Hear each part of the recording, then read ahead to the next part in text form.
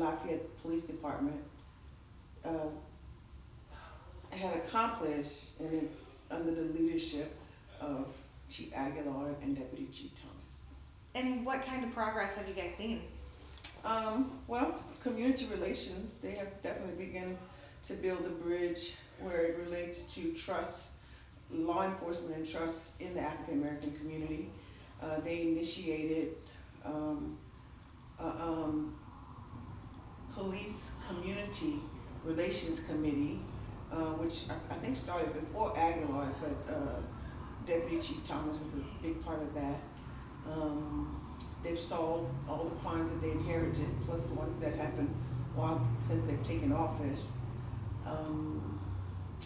What else? Community activities. We never saw law enforcement in our community just to meet with us and say, hey, how's it going? What are your concerns? Anything like that. So that was a major part of building the trust between the African American community and law enforcement, Lafayette Police Department in particular. And why do you think that's so important to have that trust and to have that relationship? Well, in cities across the country, there are strained relationships between law enforcement and the African American community. In the state of Louisiana, African Americans are incarcerated. They have the highest rate of incarceration, which starts with an arrest with law enforcement.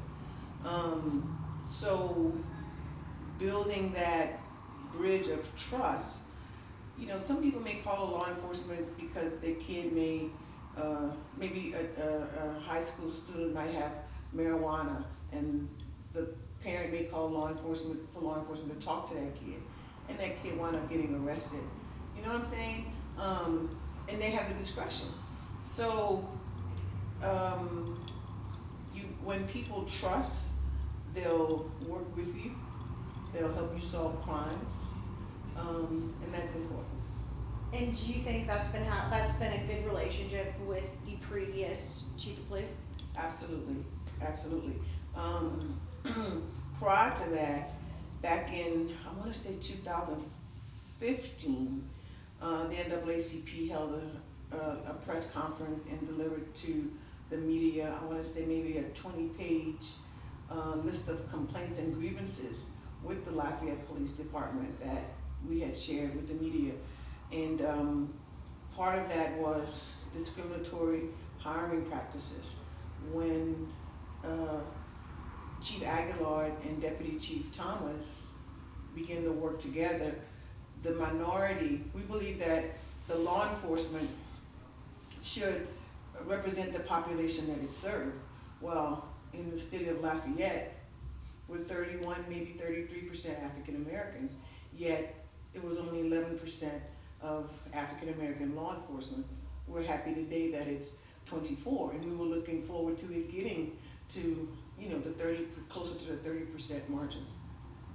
So your organization, what are y'all's thoughts on the changes so far for the police department?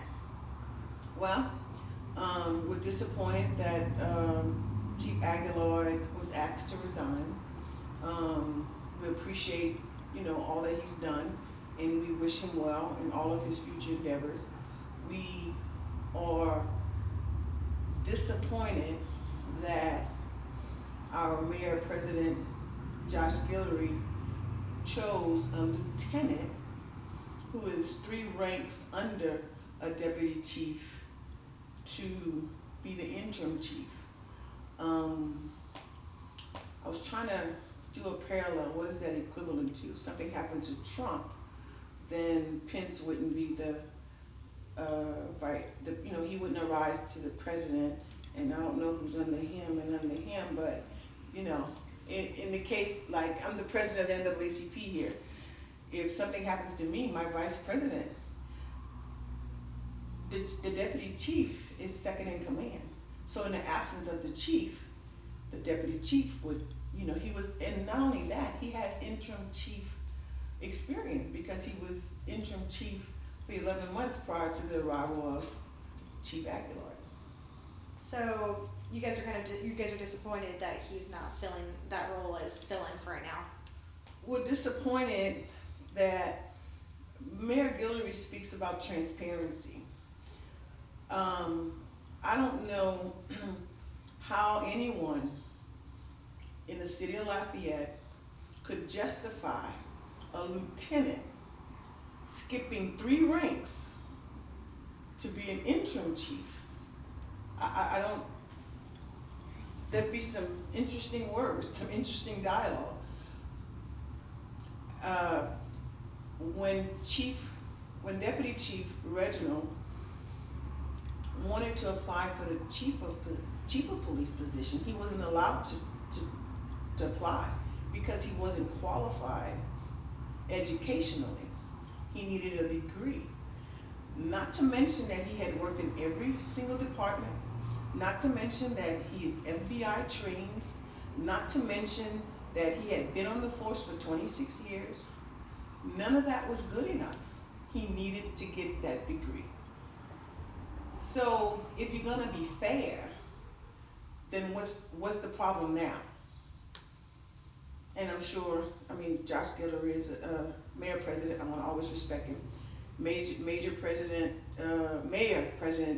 Guillory is a citizen of Lafayette. He's aware of all of that, So it appears discriminatory practices have begun with a Caucasian lieutenant rising to interim chief, and you have a deputy chief already in place, whether he's African American, green, blue, whatever the case may be. He's deputy chief, he's worked hard, he has 29 years experience, and I don't know what kind of person our interim chief Scott Morgan will be. I don't know Scott Morgan, but in passing. And hopefully he'll do a good job, but even he might question, might be some back closed door meetings, I don't know. But I don't know anybody who could justify it. Comments on Facebook reflects that.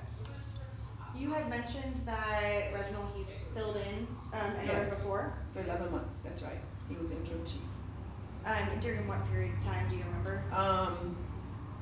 If my memory serves me correct, from January 2016 to November 2016. So he was able to fill in interim no matter whether he had the education or not. Correct. Okay. He was a captain at the time.